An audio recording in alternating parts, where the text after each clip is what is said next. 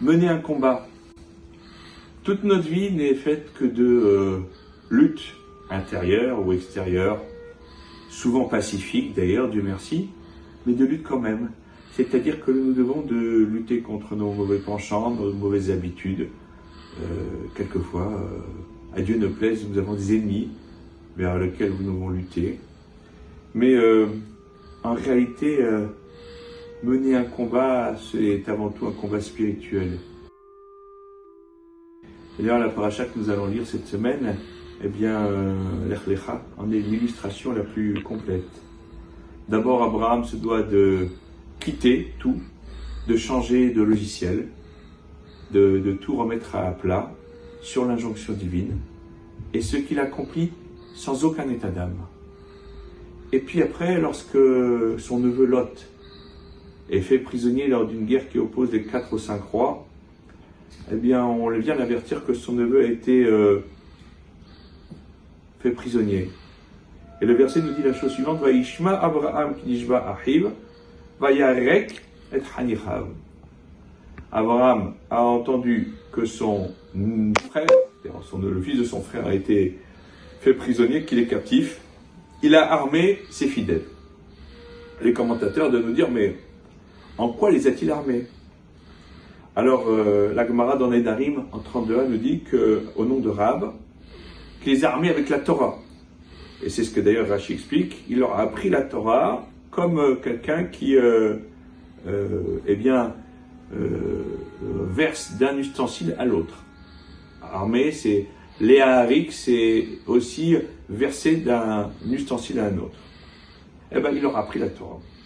Alors, on ne comprend pas exactement, il va partir à la guerre, il va affronter les armées les plus puissantes du Proche et du Moyen-Orient, et il dit, bon, on va ouvrir une yeshiva, et puis on va étudier la Torah avant de partir à la guerre. En plus, ils sont très peu nombreux, donc on a du mal à comprendre.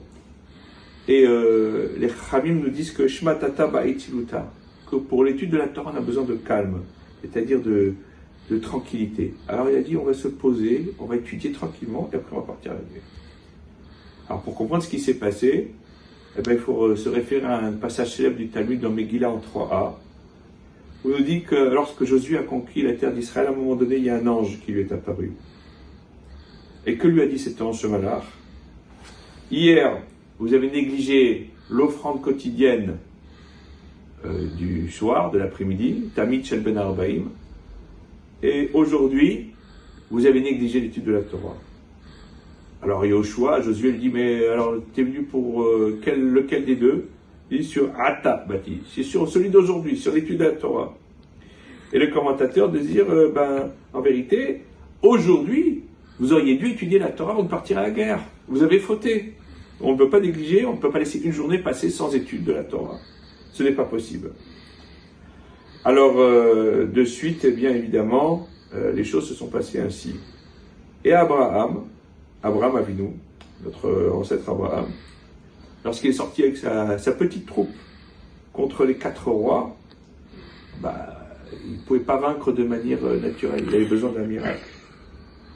Et le miracle, eh bien la Gemara dans Sanhedrin en 96a nous le dit, Ana Amar Rabbi Yochanan, Oto Malach Sheniz Damen Lo Abraham, Laïla Shemo. L'ange qui s'est présenté à Abraham s'appelait Laïla, Monsieur Nuit. Et donc le verset nous dit, Vaïchalek Alem Laïla. Il est tombé sur les rois, c'est Laïla qui est tombé sur eux, c'est l'ange. Et donc, en fait, les Chachamim, les sages d'Israël ont voulu nous apprendre qu'une guerre, dans des conditions pareilles, ne peut se produire qu'avec l'aide du ciel, qui, en l'occurrence, avait envoyé un ange pour permettre à Josué, et avant lui à Abraham, de vaincre.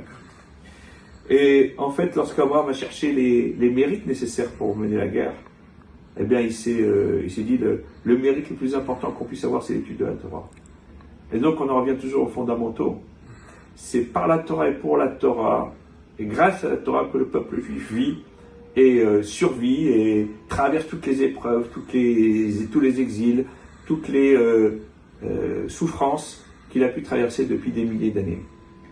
Et le secret de l'éternité d'Israël, eh bien c'est la Torah. Netzach Israël lo yishaker.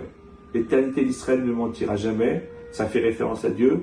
mais ça fait référence aussi à la Torah, car comme le disent nos maîtres, Kutsha Biuchu Oraita Israël Chadim, le Saint béni soit-il, la Torah et Israël ne forment qu'un.